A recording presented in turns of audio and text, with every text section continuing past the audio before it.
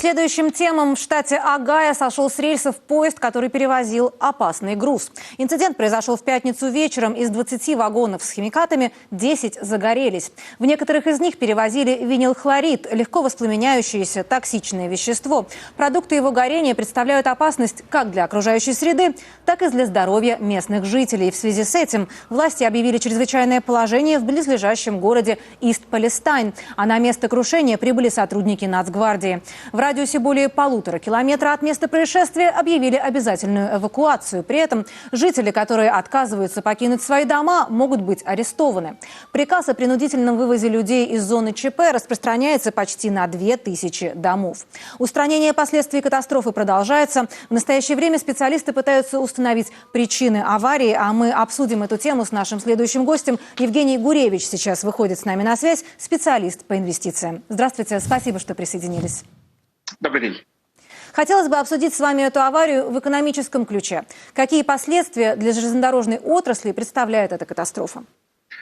На самом деле, что интересно, не такие серьезные. За последние несколько лет произошло от 3 до 5, по разным оценкам, подобных индустриальных аварий.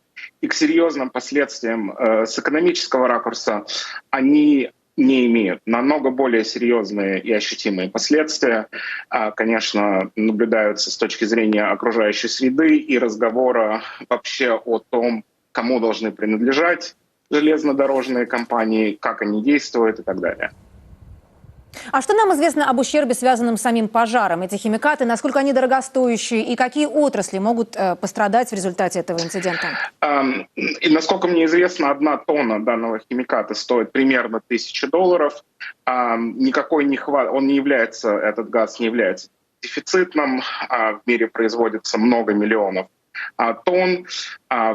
Сейчас пытаются вывести 177 тысяч, насколько мне известно, фунтов этого газа в так называемом контролируемом сгорании для того, чтобы устранить последствия аварии.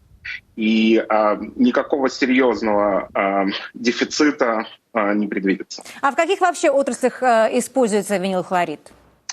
Он используется в основном в индустриальных областях: электроизоляция, проводов, кабелей, производство оконных рам, пленок, пластинки, которые некоторые из нас слушали в юности, тоже производятся с использованием этого химиката, газа.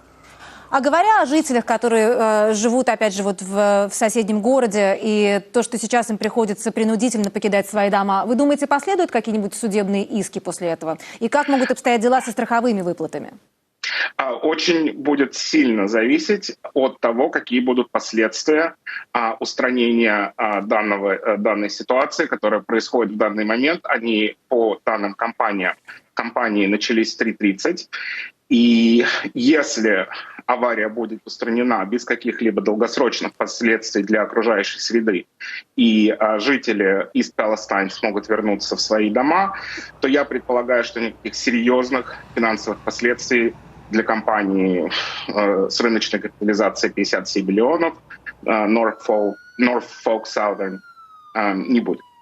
А если, не дай бог, произойдет серьезный взрыв, который может привести, по, опять же, оценке компании, к тому, что осколки будут распространены по радиусу где-то 1 миля, то, конечно, и будет там присутствовать этот газ в воздухе, то, конечно, последствия могут быть абсолютно непредсказуемы.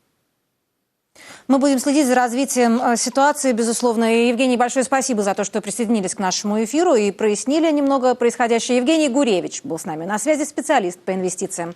А мы двигаемся дальше.